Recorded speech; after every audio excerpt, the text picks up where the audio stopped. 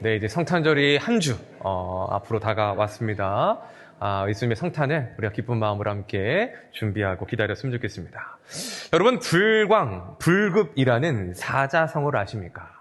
뜻이 뭐냐면 미치지 못하면 미치지 못한다라는 뜻입니다.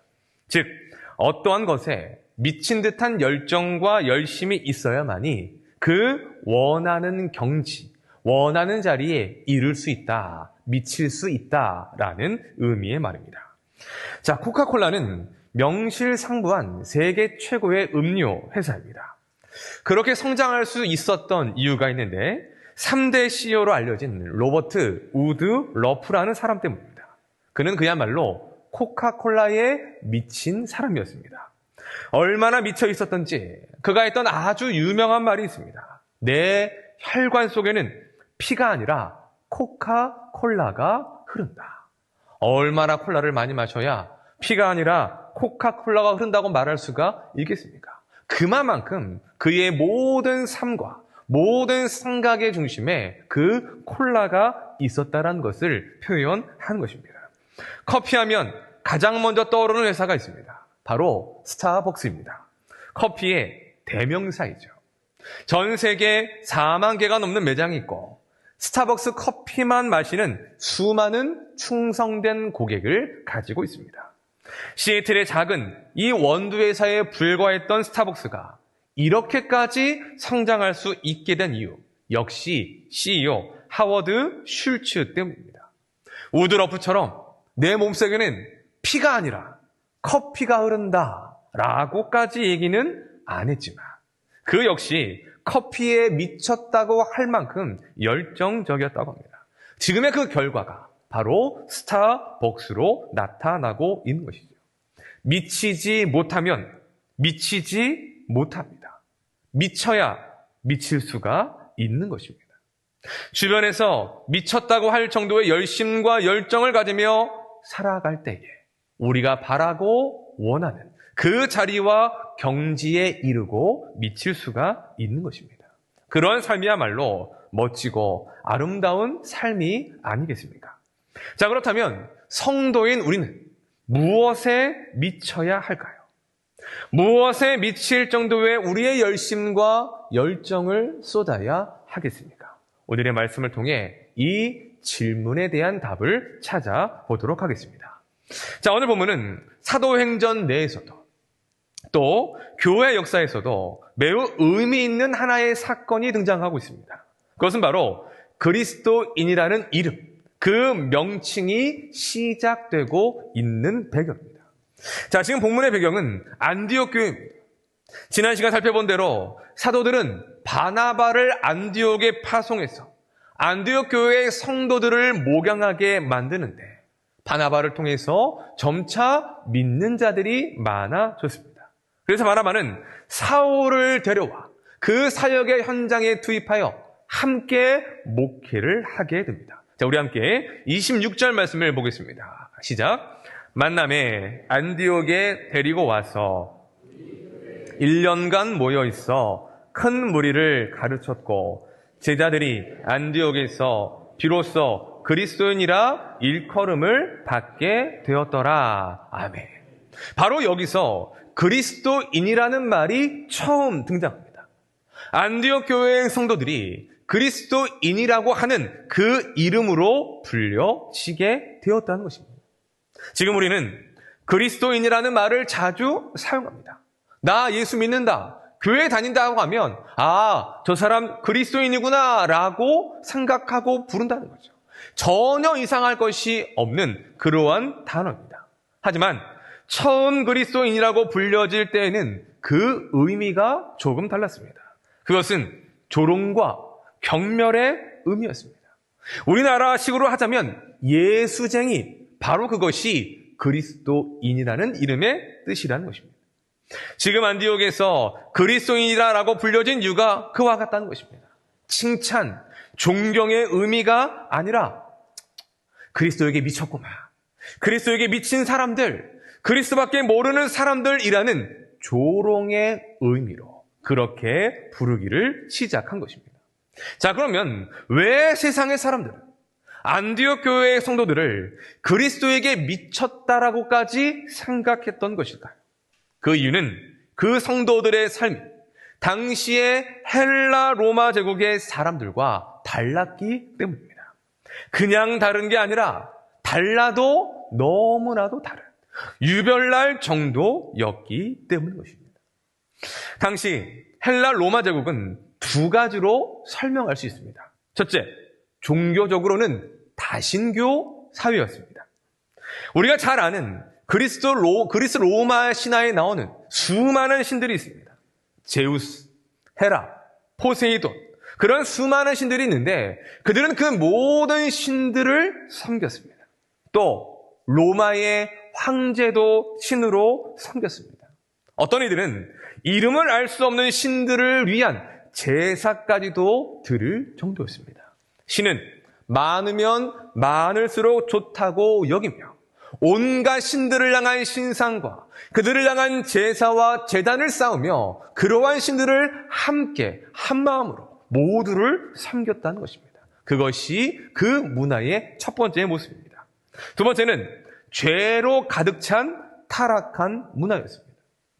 로마의 문화를 기록한 책들을 보면 얼마나 문란했는지를 알 수 있습니다.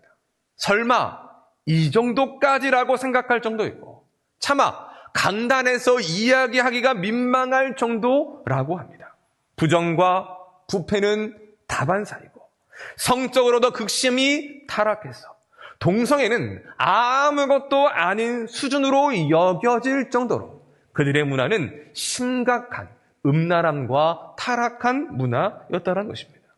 문제는 그것이 그들의 문화였고 그들의 관습이었기 때문에 누구를 막론하고 모두가 그러한 방식으로 살았다는 것입니다. 그런데 예수 믿는 사람들이 생겨나기 시작합니다. 교회가 생겨났습니다. 그러더니 얼마 전까지만 해도 자신들이랑 똑같은 삶을 살았던 사람들이 달라지는 것이 아니겠습니까?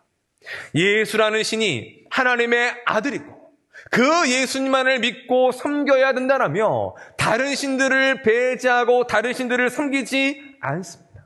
또 죄악들을 끊어버립니다.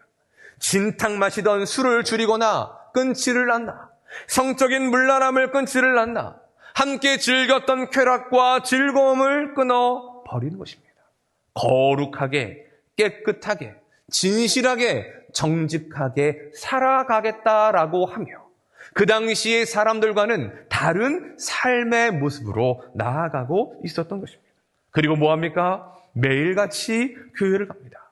매일같이 예배를 드리고 맨날 공부 같은 것을 합니다. 그리고는 입만 열면 예수를 외치는 것입니다. 얼마 전까지 같은 삶을 살았던 사람들인데 세상의 사람들이 보기에 너무나도 순식간에 달라진 것처럼 보여지는 것입니다. 그러니까 뭐라고 말하는 것입니까? 미쳤다라고 말하는 것입니다. 자신들과는 너무나 다른 삶을 살아가기 때문에 그 변화가 한순간에 이루어졌기 때문에 미친 사람들처럼 보이게 된 것입니다. 그래서 그들을 조롱하는 의미로 그리스도인이다라고 부르기 시작한 것입니다. 자, 그렇다면 안디옥 교회의 성도들은 어떻게 그러한 삶을 살 수 있었던 것일까요? 무엇이, 어떠한 것이 세상 사람들로 하여금 그리스도에게 미쳤다라고 할 만큼의 달라지고 변화된 삶을 살 수 있게 만들었던 것일까? 그것은 바로 하나님의 말씀이었습니다. 자, 26절에서 우리가 주목할 표현이 있습니다. 1년간 모여 있어 큰 무리를 가르쳤고라고 하는 말씀입니다. 바나바와 사울이 그들을 1년간 말씀을 가르쳤습니다. 복음을, 예수님을 가르쳤습니다. 그러자 가르침을 받던 무리를 처음엔 뭐라고 말하느냐? 큰 무리를 가르쳤다라고 말합니다. 그런데 그 다음에 뭐라고 표현되느냐? 제자들로 표현이 바뀝니다. 말씀의 가르침을 받자 그들이 무리에서 이제는 예수님만을 믿고 따르는 제자의 삶으로 바뀌어졌음을 보여주고 있는 것입니다. 생각해 보십시오. 1년 동안 말씀을 배웁니다. 그 시간 동안 말씀이 그들의 삶 가운데에 얼마나 채워지고 얼마나 충만했겠습니까? 찌들어 있던 죄악, 세상의 가치들로 충만했던 그들의 삶, 하나님의 말씀을 배움으로 그 모든 것들이 비워지고 이제는 하나님의 말씀으로 가득 차게 된 것입니다. 말씀으로 충만해지니까 그 충만해진 말씀이 그들의 삶으로 나타난 것입니다. 말씀이신 예수님을 닮아가는 삶이 된 것이죠. 그것이 바로 말씀의 능력이고 그 말씀으로 인하여 그들이 예수님의 제자요 그리스도인이라는 이름의 명칭을 듣게 될 그러한 일들을 만들어 냈다는 것입니다. 자, 우리 함께 시편 1편의 말씀을 보겠습니다. 시작. 복 있는 사람은 악인들의 꾀를 따르지 아니하며 죄인들의 길에 서지 아니하며 오직 여호와의 율법을 즐거워하여 그의 율법을 주야로 묵상하는도다. 아멘. 여기 보면 악인, 죄인, 오만한 자들이 나옵니다. 이들을 한마디로 하면 하나님을 믿지 않은 사람들, 세상에 속한 사람들이라고 말할 수가 있는 것입니다. 여러분은 악인과 죄인의 길과 오만한 자들의 자리에 앉고 싶으십니까? 우리가 참된 믿음을 가지고 있다면 그러한 사람들과 다르게 살아가기를 원할 것입니다. 그들과 함께하거나 죄인의 길에 서지 않고자 할 것입니다. 오늘 말씀에 보면 복 있는 사람이 어떻게 하고 있습니까? 그들과 함께하지 않습니다. 그들을 따르지 않고 그들과 다른 삶을 살아가고 있다는 것입니다. 어떻게 그럴 수가 있습니까? 2절이 그 비결을 이렇게 말씀합니다. 오직 여호와의 율법을 즐거워하고 주야로 그 말씀을 묵상하는도다라고 말씀하고 있다는 것입니다. 곧 하나님의 말씀을 가까이 하니까, 하나님의 말씀을 주야로 묵상하니까 하나님의 말씀으로 충만해지는 것이고 그 결과로 세상의 사람들과 다른 삶, 복 있는 삶, 그러한 삶을 살아갈 수가 있게 되었다라는 것을 가르쳐 주고 있는 것입니다. 지금 안디옥 교회의 성도들이 바로 그와 같다는 것입니다. 1년이라는 시간 동안 바울과 바나바를 통하여 그들은 말씀을 배웠습니다. 말씀으로 충만해졌습니다. 그 결과가 무엇입니까? 그리스도인이라 일컬음을 받았다는 것입니다. 그들의 삶이 변했다는 것이지요. 그들의 삶이 세상의 사람들과는 확연하게 다른 변화된 삶을 살았음을 보여주고 있는 것입니다. 비록 그것이 세상의 사람들이 말하는 조롱의 의미였지만 분명한 것은 세상의 사람들도 인정했다는 것입니다. 저 사람 예수 믿고 달라졌어. 저 사람 교회를 다니더니 예수에게 미치더니 우리와는 완전히 다른, 완전히 변화된 삶을 살아가고 있어. 그러한 차원에서 그리스도인이라고 부르게 된 것입니다. 여러분, 이것이 우리에게 무엇을 가르쳐 주고 있습니까? 말씀의 가르침을 받고 말씀으로 충만해야만이 우리가 참된 그리스도인이 될 수가 있다는 것입니다. 하나님의 말씀으로 충만할 때에, 그 말씀이 우리의 삶에 흘러 넘칠 때에, 그때야 비로소 우리가 예수님을 닮아갈 수 있고 예수님을 진정으로 따르는 그리스도인의 삶을 살아갈 수가 있다는 것을 보여주고 있는 것입니다. 요즘의 시대를 보면 예수님을 믿는 것에 대해서 쉽게 생각하는 경향들이 있는 것 같습니다. 미국이나 유럽의 기독교적인 상황을 보면 처참합니다. 불과 100년 전만 해도 그 나라들은 선교의 중심지였습니다.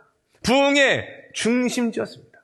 복음의 불모지였던 이 조선 땅에 와서 그들이 선교를 하고 복음을 전해 주었기 때문에 지금의 대한민국이 이마만큼 성장하고 하나님을 믿는 그런 나라가 될 수 있었던 것입니다. 그런데 그 나라들, 그 나라에 있는 지금의 교회들은 문을 닫고 있습니다. 교회가 술집이 되고 있습니다. 젊은 사람들을 찾아보기가 힘들 정도가 되어 가고 있습니다. 그런데 놀라운 것이 뭔지 아십니까?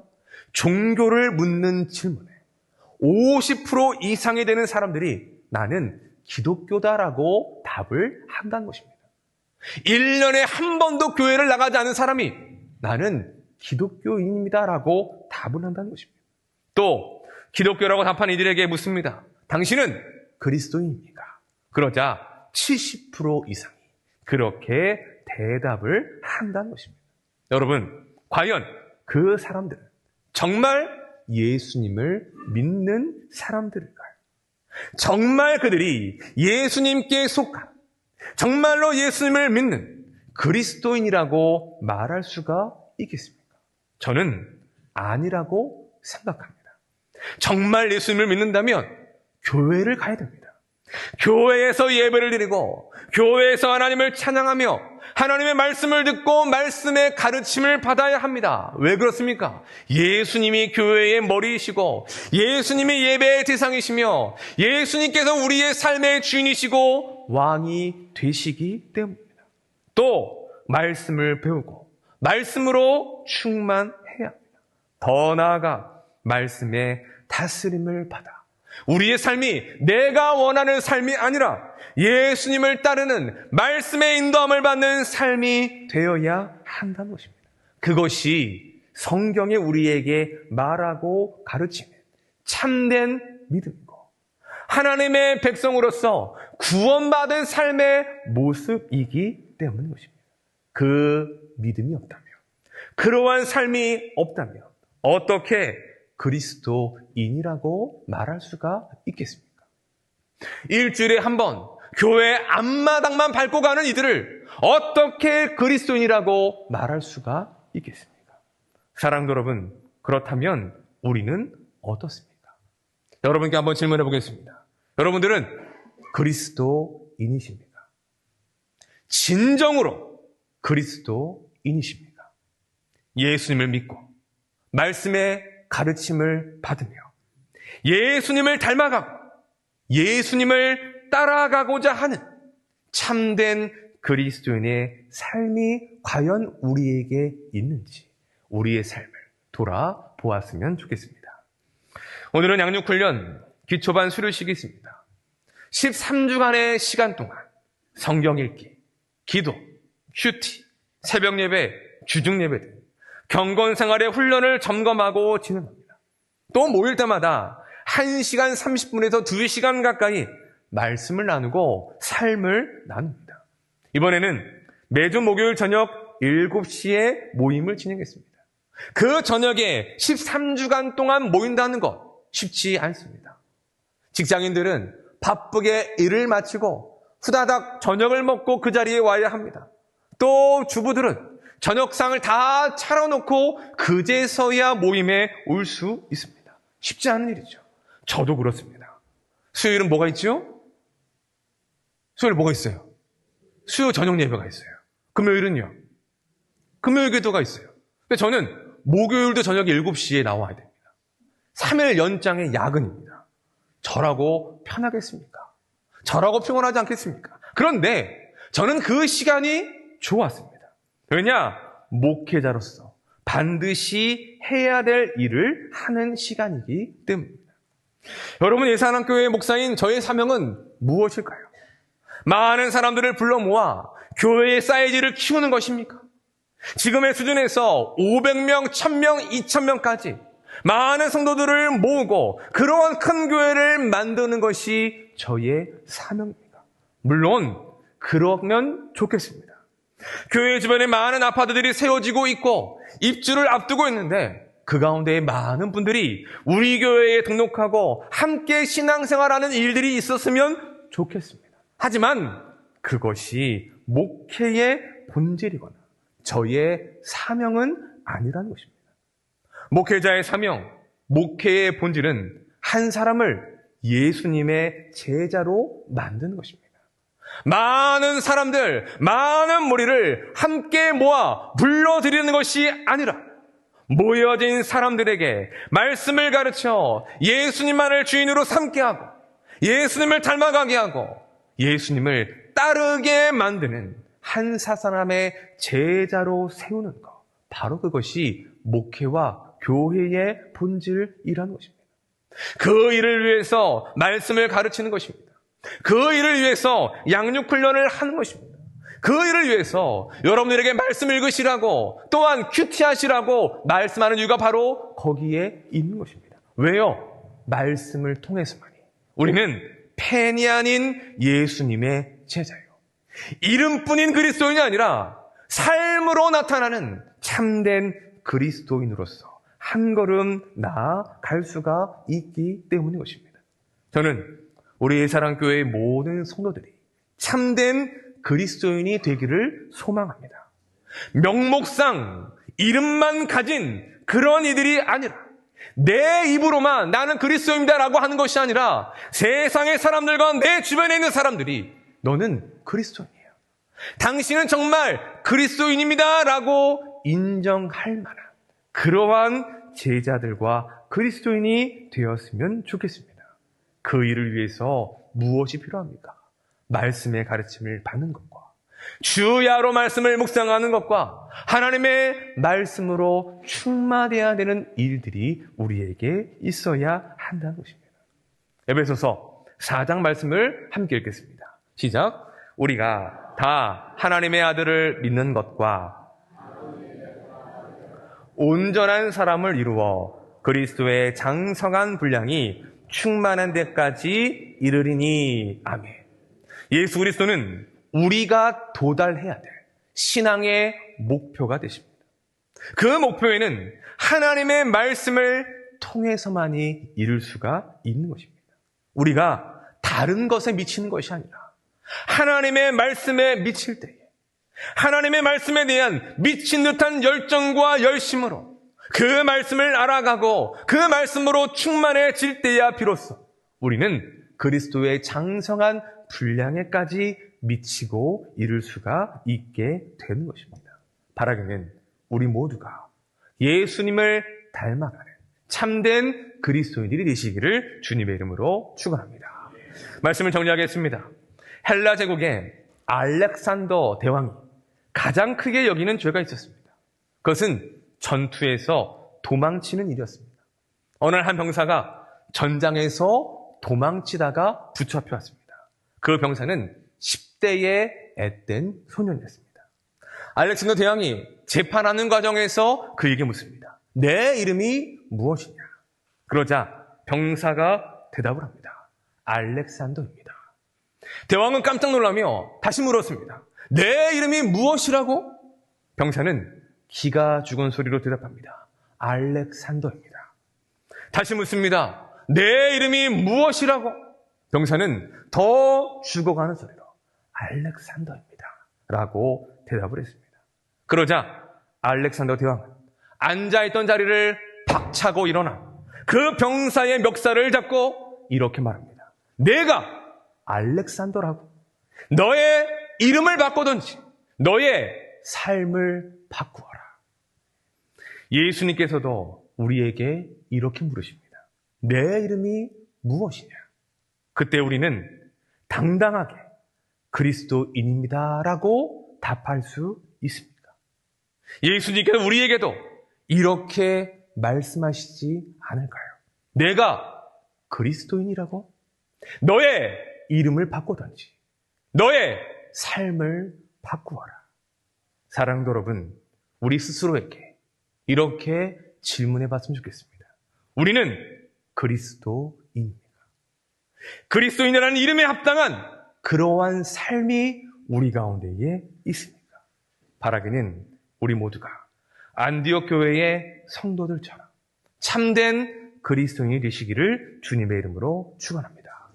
하나님의 말씀을 향한 미친 듯한 열심과 열정으로 말씀으로 충만하여 세상의 사람들도 인정할 수밖에 없는 예수님을 닮아가고 예수님께 속한 진정한 그리스도인으로서 이 땅을 살아갈 수 있는 우리 모두가 되실 수 있기를 예수 그리스도의 이름으로 간절히 축원합니다. 기도하겠습니다. 하나님은 우리에게 그리스도인이라는 이름을 주셨습니다. 예수님께 속하여 예수님만을 따른다는 영광스러운 이름입니다. 주님, 우리가 참된 그리스도인이 되게 하여 주시옵소서. 교회에 오지도 않으면서 예배도 드리지 않으면서 일주일에 한 번도 말씀을 보지도 않고 기도하지 않으며 나는 그리스도인입니다라고 말하는 말뿐인 사람들이 아니라 그저 의무감으로 일주일에 한 번 교회 앞마다만 밟고 가는 자들이 아니라 예수님만을 믿고 따르는 참된 그리스도인이 되게 하여 주시옵소서.